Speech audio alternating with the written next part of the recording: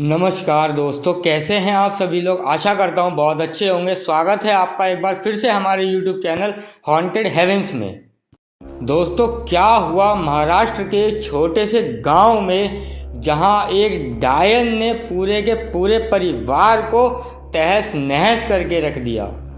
ये इतनी खतरनाक और खौफनाक घटना है ना, जिसे अगर आप लोग आज रात सुन लेंगे तो आज रात ठीक से सो नहीं पाएंगे। इस पूरी कहानी का सारा चिट्ठा आप लोगों के दिमाग में घूमेगा कि क्या कुछ झेला होगा उस परिवार ने, क्या कुछ घटा होगा उस परिवार के साथ। आइए जानते हैं इस पूरी घटना की कहानी पूरी डिटेल में, शुरू से लेके एंड तक।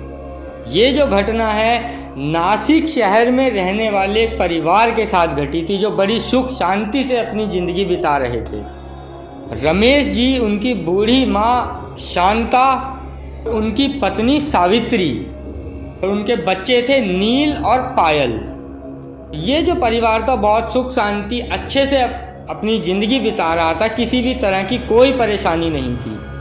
लेकिन जब इनके बेटे नील की उम्र लगभग 12 साल होती है, अब बच्चे लगभग बड़े हो रहे होते हैं, तो इन लोगों को टेंशन होने लगती है कि बच्चे कैसे कैसे कहाँ कहाँ पढ़ाई करेंगे। अब इनका जो था ट्रांसफ़र होने लगता है, मतलब ये जो थे गवर्नमेंट जॉब में थे, इनका जो था अचानक से ट्रांसफ़र महाराष्ट्र के एक छोटे से गाँव में हो जाता है।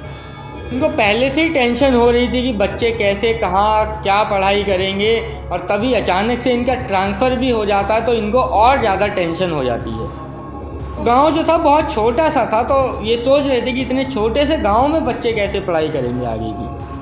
नासिक में जब ये लोग थे तो अच्छे खासे स्कूल में पढ़ाई कर रहे थे, और ये सोच रहे थे कि अब इतने छोटे गाँव में हम लोग जाएंगे तो वहाँ पता नहीं बड़ा स्कूल होगा, अच्छा स्कूल नहीं होगा, या होगा क्या होगा, सब कुछ कैसे मैनेज होगा। उन्होंने कोशिश भी करी थी अपने सीनियर लोगों से बात करने की, ट्रांसफ़र रुक जाए या कहीं शहर में हो जाए, लेकिन अब क्या ही कर सकते थे, इनका ट्रांसफ़र नहीं रुकता है, उधर गांव में ही फाइनल हो जाता है।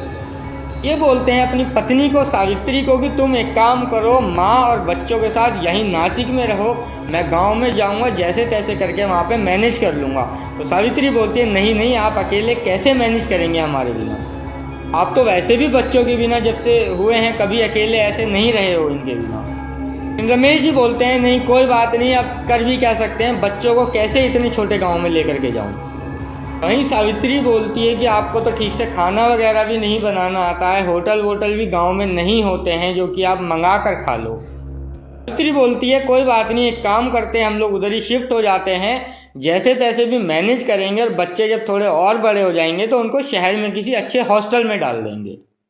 अब इन लोगों ने उस गांव के बारे में ज़्यादा कुछ पता भी नहीं किया था, कोई खोजबीन नहीं की थी किस तरह के घर होंगे, क्या होगा। और इनकी माँ जो थी वो भी बहुत मतलब काफ़ी समय पहले उनके पति मतलब इनके पिताजी उनको लेकर के नासिक ही शिफ्ट हो गए थे, तो इसलिए उनकी माँ को भी कंफर्म नहीं था कौन सा गांव कहाँ पर है। लेकिन रमेश जी ने कभी अपनी लाइफ में शायद अपने पिताजी के नाम से, पिताजी के मुंह से उस गांव का नाम सुना होगा। रमेश जी अपनी माँ से बोलते हैं कि माँ, अगर आपको याद हो तो पिताजी तो कई बार उस गांव के बारे में बातें किया करते थे, आपको कुछ तो मालूम होगा उस गाँव के बारे में। तो इनकी माँ बोलती है कि नहीं, अब बहुत समय पहले की बात हो गई है, अब मेरे को भी उतनी याददाश्त नहीं रही है, उम्र भी अच्छी खासी हो गई है। वो बोलते हैं ठीक है, कोई बात नहीं। फाइनली इन लोगों ने अपना सामान वामान सारा पैक किया और पहुंच गए उस छोटे से गांव में। अब ये क्या करते हैं, सीधे वहां पहुंच के अपने साइड पे चले जाते हैं, जहां पर मतलब जिस ऑफिस में जिस डिपार्टमेंट में इनका ट्रांसफ़र हुआ था, तो वहां पर बात करते हैं अपने सभी कलीग लोगों से। तो वहीं पर एक आदमी था जो लगभग इन्हीं की एज का रहा होगा, तो वो इनको बोलता है कि ठीक है, मैं आपको गाँव लेकर चलता हूँ, वहीं पर कोई ना कोई घर आपके लिए अरेंज करा दूंगा, आप लोग वहाँ रह लेना। तो अगर है गांव में ऐसे जहाँ पर अभी कोई रहता नहीं है, तो हो सकता है वहाँ पर आपको रहने के लिए कोई व्यवस्था मिल जाए। घरों को किसी ने बहुत सालों से क्लेम भी नहीं किया है, तो वो सब गवर्नमेंट के अंडर में जा चुका है। फाइनली वो आदमी रमेश जी की फैमिली को एक घर के पास लेकर आता है गाँव में। वो घर ऐसा था, वो बहुत ज़्यादा ना ही तो पुराना था और ना ही बहुत ज़्यादा नया था, मतलब मीडियम टाइप का घर था वो। लेकिन उसका जो व्यू था बाहर से, जो देखने का नज़ारा, मतलब बाहर का जो उसका सेटअप था, वो बहुत अच्छा खासा था। ये लोग अंदर से जाके देखते हैं तो अंदर भी इन लोगों को बहुत ठीक ठाक ही दिखाई देता है। आदमी बोलता है, रमेश जी मेरी पहचान के कुछ 2-4 लोग हैं, मैं उनको भेज देता हूँ, गांव के ही हैं, साफ सफाई करवा लेना, उनको कुछ जो भी पैसे बन पड़े उनको आप दे देना। रमेश जी बोलते हैं, हाँ ठीक है, आप उनको भेजो, हम उनको पैसे दे देंगे, वो साफ सफाई कर देंगे। तो ठीक दोस्तों, उसी तरह 2-4 लोग आते हैं, घर की साफ सफाई करते हैं अच्छे से, रमेश जी उनको पैसे देते हैं और वो लोग चले जाते हैं। ये लोग थोड़ा बहुत राशन वगैरह लेकर आए थे, स्टोव गैस वगैरह जो भी लाए होंगे, तो वो थोड़ा बहुत उस वक्त टेम्परेरी दाल चावल वगैरह कुछ बना लेती हैं। सब लोग खा पी के आराम से मस्त अपना सोने के लिए चले जाते हैं रात में। अब नया घर था तो नींद इन लोगों की लगभग ऐसी कच्ची पक्की रही होगी, तो जैसे तैसे करके रात इनकी इस बार, अब नया घर था, नए घर में जाहिर सी बात है नींद अच्छे से नहीं आई होगी, तो कच्ची पक्की नींद लेने के बाद इनकी जैसे तैसे रात कट जाती है।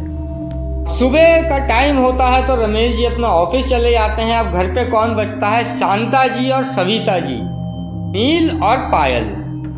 अभी इन लोगों का एडमिशन हुआ नहीं था, तो ये दोनों ऐसे ही घर के बाहर खेलने के लिए जाते हैं। तो सावित्री जी भी इनके पीछे पीछे जाती है कि भाई अभी गांव में किसी को जानते पहचानते नहीं हो, तुम लोग कहाँ ऐसे खेलने के लिए जाओगे।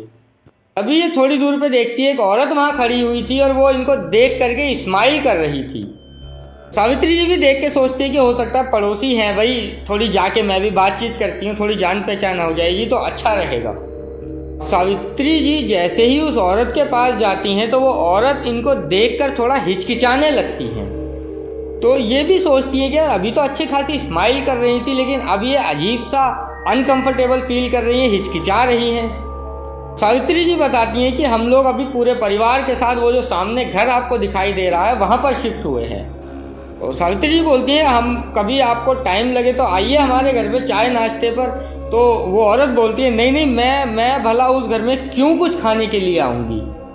तो सावित्री जी बोलती हैं, आप ऐसा क्यों कह रही हैं? मैंने तो सुना है कि गांव के लोग बहुत अच्छे होते हैं, मिलनसार होते हैं, दोस्ती करते हैं, लेकिन आप इस तरह से क्यों बात कर रही हैं?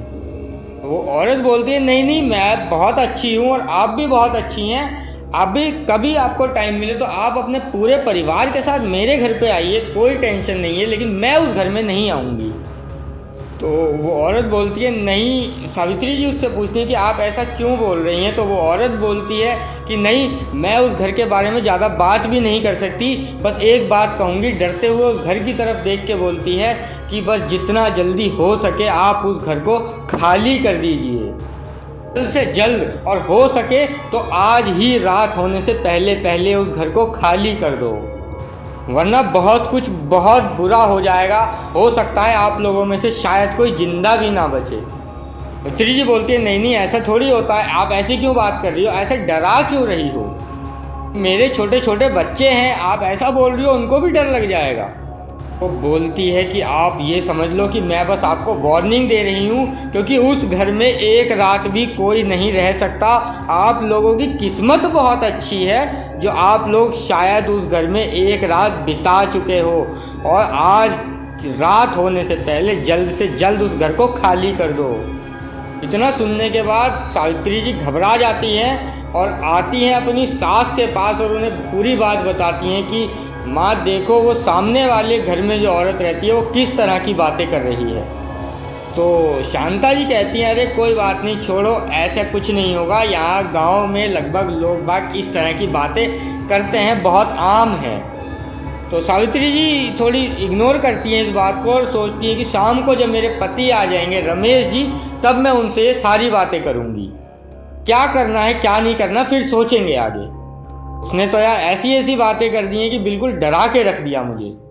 और सावित्री जी बच्चों को भी बाहर नहीं जाने देती हैं, अपने पास ही रखती हैं। शाम का टाइम होता है, रमेश जी घर पे आते हैं, सावित्री उनको पूरी बात बता देती है A to Z Ramesh ji को। अब ये सारी बातें सुनकर रमेश जी जोर जोर से हंसने लगते हैं और कहते हैं कि माना कि गांव के लोग बहुत अच्छे होते हैं, लेकिन कुछ लोग जलते भी हैं, हो सकता है वो भी जल रहे होंगे, और हो सकता है उनके दिमाग में हो कि भाई अच्छा खासा ये लोग शहर से आए हैं, बड़े घर में रह रहे हैं, इतना मत सोचो इस बात की, उन्हें हो सकता है जलन हो रही होगी, इतना क्यों सोचती हो। बोलते हैं कि पूरी रात बिता ली, भाई पूरा दिन बिता लिया, और अभी तक कुछ तुम्हें ऐसा महसूस हुआ क्या इस घर में? तो सावित्री जी भी बोलती हैं हाँ सही कह रहे हो आप, महसूस तो ऐसा कुछ नहीं हुआ। तो अब ये बात को यहीं पे ख़त्म करते हुए ये लोग आराम से खाना वाना खाते हैं सब लोग, और उसके बाद रात को सोने के लिए चले जाते हैं। आधी रात का वक्त होता है, लगभग यही कोई 12:30-1 बजे का टाइम हो रहा होगा। नील की अचानक से आंख खुलती है। उसका गला बहुत सूख रहा था, उसे प्यास लग रही थी। उसकी जब आंख खुलती है तो उसे किचन से आवाज़ आती है कि मानो किचन में कोई है और कुछ कटर कटर करके चबा चबा के कुछ खाने की आवाज़ आ रही है। तो ऐसे ही नींद में उठ के प्यासा मुंह लेकर किचन की तरफ बढ़ जाता है। वो जाता है तो देखता है कि किचन की लाइट तो बंद है, लेकिन किचन के प्लेटफॉर्म पर कोई दूसरी तरफ मुंह करके खड़ा हुआ है। उसको ये चीज़ देख करके नील बहुत बुरी तरीके से घबरा जाता है और आवाज़ दे करके पूछता है मम्मी आप हो क्या? कि वो जो थी कोई औरत खड़ी हुई थी। फिर से वो औरत जो थी वो कुछ बोल नहीं रही थी, कोई जवाब नहीं दे रही थी। तो नील दोबारा से आवाज़ दे करके उनको बोलता है मम्मी आप हो क्या, मुझे प्यास लगी है। अब वो उधर की तरफ जो मुंह करके औरत खड़ी हुई थी वो जैसे ही नील की तरफ पलटती है तो उसका फेस था ही नहीं, उसका जबड़ा पूरा टूट के लटका हुआ था। बाकी आंखें, मुंह, कान, जीभ कुछ भी नहीं उसका दिखाई दे रहा था। इतनी ज़्यादा खौफनाक वो दिखाई दे रही थी। उसकी लाल लाल चमकती हुई खौफनाक आंखें, जबड़ा मानो गले से नीचे तक टूट के लटका हुआ। उस इतनी खौफनाक दरिंदे जैसी औरत की हालत को देखकर नील डर की वजह से इतनी बुरी तरीके से चीखता है, लेकिन उसकी आवाज़ किसी के भी कानों तक नहीं पहुंच रही थी। वो इतना ज़्यादा डर चुका था कि वहीं पर बेहोश होके गिर जाता है। इसके गिरने की आवाज़ सुन के दादी की इसकी आंख खुलती है। दादी जैसे तैसे करके उठ के जाती है, बच्चों के कमरे में देखती है तो क्या पाती है कि वहाँ पर सिर्फ पायल सोई हुई है, नील नहीं है। नील को वहाँ पर ना पा करके दादी घबरा जाती है कि मेरा पोता कहाँ गया, क्योंकि बहू भी इस तरह की बातें कर रही थी। नील की मम्मी ने भी दोपहर को बहुत अजीबोगरीब बातें करी थी अपनी सास से। वो उठती है, बाहर आंगन वाले एरिया में आती है घर के, और वहाँ से किचन वाले एरिया में जाती है। दादी जैसे ही किचन में जाती है, देखती है उसका पोता नील नीचे बेहोश होकर पड़ा हुआ है और उसके ठीक सामने एक औरत बैठी हुई है, बहुत खौफनाक तरीके से, खून से लथपथ, अजीबोगरीब सी बाल उजड़े हुए, आंखें लाल लाल मानो खून आंखों में उतर आया हो, और उसके पोते को ऐसे घूर घूर के देख रही है खतरनाक तरीके से, मानो उसे अभी चबा चबा कर कच्चा खा जाएगी। अब दादी ये देखकर इतनी बुरी तरीके से घबरा जाती है, कांपने लगती है, डर जाती है। और वो चुड़ैल जो वहाँ बैठी हुई थी, डायन थी क्या थी, इतनी खौफनाक जो थी, वो दादी के ऊपर इसकी अटैक करती है और हाथ को पकड़ के पूरा का पूरा उखाड़ के खा जाती है। दादी की जब चीख निकलती है तो रमेश और उनकी पत्नी के कानों तक पहुंचती है। वो डर की वजह से दोनों भागते हुए आते हैं। तो आकर क्या देखते हैं कि दादी इतनी बुरी अवस्था में किचन के बाहर पड़ी हुई है। तो दादी को इस हालत में वो लोग देखते हैं और दादी तड़पते हुए उन्हें चिल्ला चिल्ला कर बोलती है, इस घर में बहुत ही खतरनाक खौफनाक डायन है, मुझे यहीं पर छोड़ो, पड़े रहने दो, तुम लोग बच्चों यहाँ से निकलो, अभी के अभी इस घर को छोड़ो, इस घर से बाहर निकलो फ़ौरन। अब रमेश जी बहुत जल्दी से अपनी माँ को उठाते हैं, बच्चों को लेकर के फटाफट उस घर से बाहर निकल जाते हैं। पूरी रात ये लोग घर के बाहर निकल के खड़े रह के घर के बाहर ही काट देते हैं, जैसे तैसे करके सुबह का वक्त होता है। लेकिन दोस्तों सुबह का वक्त होते होते जो बेचारी दादी की थोड़ी बहुत सांसें चल रही थी वो रुक जाती हैं, दादी ख़त्म हो जाती हैं, कि दादी की मृत्यु हो चुकी थी। अब ये सब देखने के बाद जो औरत जिसने इन्हें बताया था वो भी आ जाती है, मतलब घर के बाहर वाले एरिया में और 8-10 लोग आ जाते हैं गांव के, और इनकी ऐसी हालत, इनकी दादी की मृत अवस्था, मृत शरीर को देखकर बोलते हैं कि जिस चीज़ का डर था आखिरकार वही हुआ। वो डायन आपकी माँ को खा गई कहते हुए सभी गांव वाले अफसोस जताते हैं और कहते हैं कि वो डायन आपके पूरे परिवार को खा जाएगी। आप बिना टाइम गंवाए इस घर को जल्द से जल्द अभी के अभी खाली करके चले जाओ।